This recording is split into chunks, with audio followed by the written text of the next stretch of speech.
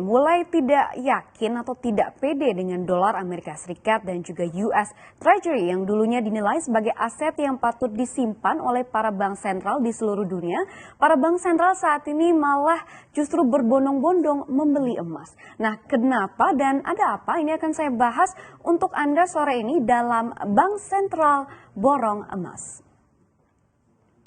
Pertama saya ingin mengajak Anda untuk melihat dulu satu kutipan atau quote yang cukup menarik. Quote ini dikatakan oleh JP Morgan lebih dari 100 tahun dahulu, yaitu tepatnya pada tahun 1912, yang mengatakan gold is money, everything else is credit. Yang diartikan ini sebagai emas adalah uang, sementara yang lainnya ini adalah kredit atau hanya dalam tanda kutipan ini hanya kepercayaan. Karena JP Morgan menilai saat itu uang kertas atau disebut juga sebagai paper currency ini akan selalu atau mudah sekali berfluktuasi atau bisa dibilang rapuh gitu. Contohnya kita nggak usah ambil jauh-jauh, rupiah kita saja yang pada tahun 2018 lalu ini sempat melemah ke kisaran 15.000 rupiah per dolar Amerika Serikatnya. Dan sementara JP Morgan menilai bahwa logam-logam berharga seperti emas dan juga silver ini akan selalu mempunyai nilai atau value karena dianggap tahan terhadap yang namanya korosi inflasi atau bahkan korosi cuaca. Dan sepanjang tahun 2019 ini harga emas menjadi trending atau menjadi pembicaraan karena melambung tinggi mencapai titik psikologisnya. Nah, bagaimana harga emas rally ini kita akan lihat di slide selanjutnya.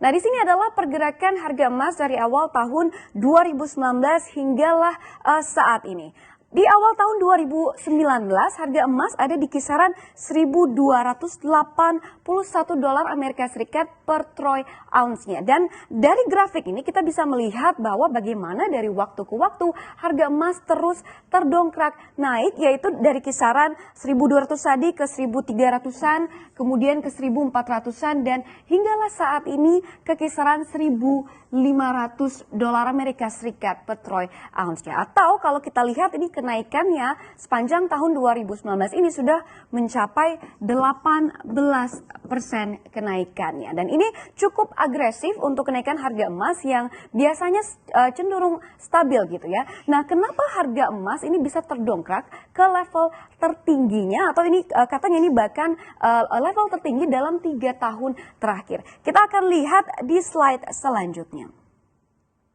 Di sini ada beberapa faktor yang mempengaruhi naik turunnya harga emas. Ini yang pertama, kalau Anda mengikuti sejumlah polemik di tahun 2019, ini pasti Anda tahu betapa rapuhnya atau fragile-nya perekonomian dunia saat ini dengan adanya perang dagang antara China dan Amerika Serikat, perlambatan ekonomi global, kondisi geopolitik, dan sebagainya. Di mana satu cuitan dari Donald Trump saja ini sudah cukup membuat nilai tukar atau mata uang di seluruh dunia ini melemah, serta rontoknya bursa-bursa saham di seluruh dunia. Dan faktor-faktor inilah yang mempengaruhi baik harga maupun permintaan emas di pasar global. Karena emas ini saat ini dinilai sebagai safe haven gitu ya. Sekarang kita lihat juga bagaimana sejumlah polemik ini berpengaruh terhadap permintaan emas di pasar global. Kita lihat datanya di slide selanjutnya.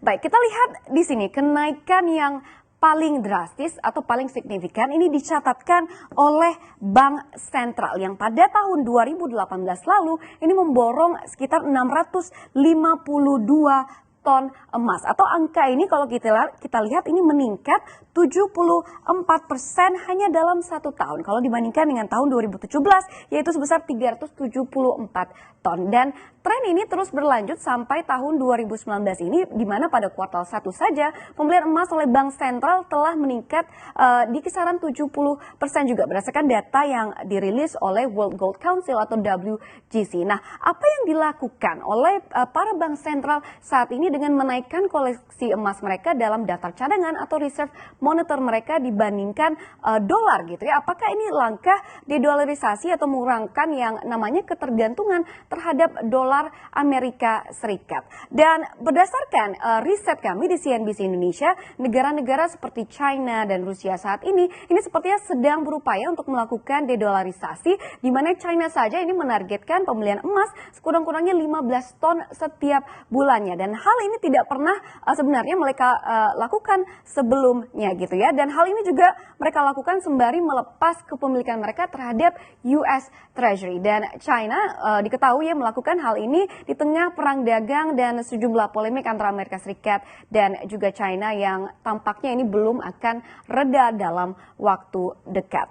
Nah, selain China ada juga Rusia yang dalam beberapa tahun terakhir ini juga ternyata telah menjadi pembeli emas yang paling berkomitmen, yaitu dengan mengakuisisi 275 ton dalam sekali transaksi pada tahun 2018 lalu. Dan ini katanya ini merupakan transaksi terbesar dalam sejarah pembelian emas. Jadi selain China dan juga Rusia, berdasarkan pantauan kami hal serupa ini telah dilakukan juga oleh negara-negara seperti Hungaria, Polandia, India, Mesir, Kazakhstan. Jadi bisa kita simpulkan saat ini bahwa negara-negara ini semuanya menaikkan cadangan emas mereka di tengah kondisi perekonomian global yang sangat rapuh saat ini. Dan apa sebenarnya keuntungannya? Kenapa para bank sentral memborong emas? Ini sebagai informasi untuk Anda, di sinilah emas menjadi milik atau diincar oleh para bank sentral karena emas ini dinilai memenuhi 3 tujuan bank sentral, yaitu keselamatan, likuiditas, dan juga pengembalian. Karena emas ini tidak memiliki yang namanya resiko kredit atau tidak memiliki yang namanya korelasi dengan aset, dan harganya ini bahkan cenderung meningkat di tengah kondisi global yang tidak menentu gitu ya. Beda halnya dengan mata uang gitu. Dan dengan para bank sentral saat ini sepertinya berlomba-lomba untuk mengoleksi emas, negara mana yang mempunyai aset atau cadangan emas terbanyak di dunia. Kita lihat di slide selanjutnya. Nah, di posisi pertama ini masih ada Amerika Serikat dengan Bank Sentral AS atau The Fed yang memiliki 8.133 ton emas sebagai cadangan asetnya. Bahkan faktanya kalau kita lihat ini cadangan emas The Fed saat ini melebihi porsi mata uang safe haven mereka sendiri, yaitu US dollar atau dolar Amerika Serikat dengan 75,2% dari aset mereka ini merupakan logam mulia emas gitu ya. Jadi nampaknya emas sebagai safe haven Amerika Serikat ini telah lama disadari karena tercatat saat ini mereka masih mempunyai cadangan emas terbanyak di dunia. Dan seterusnya selain Amerika Serikat, di posisi kedua di sini ada Jerman dan juga Italia yang masing-masing dengan 3.369.000 ton dan 2.451 ton. Atau ini kalau kita lihat ini 70% dan 67% dari total aset mereka. Dan sama seperti Amerika Serikat, kedua negara ini juga telah lama sebenarnya meningkatkan cadangan emas mereka gitu ya sebagai langkah antisipasi. Lalu melihat sejumlah negara yang sudah saat ini berbondong-bondong memborong emas seperti China dan Rusia tadi, bagaimana pula dengan Indonesia? Berapa cadangan emas yang disimpan oleh bank sentral kita, Bank Indonesia? Ini sebagai informasi untuk Anda. Per 2019 simpanan emas kita ini berada di kisaran 80,5 ton. Atau cadangan ini setara dengan 5,7% dari cadangan devisa kita. Kalau kita lihat angka 5,7% ini memang jauh kecil gitu ya dibandingkan negara-negara yang ada di sini gitu ya. Dan apakah ini Bank Indonesia ini nantinya akan ikut memborong emas juga sebagai langkah antisipasi? Kita tunggu bersama.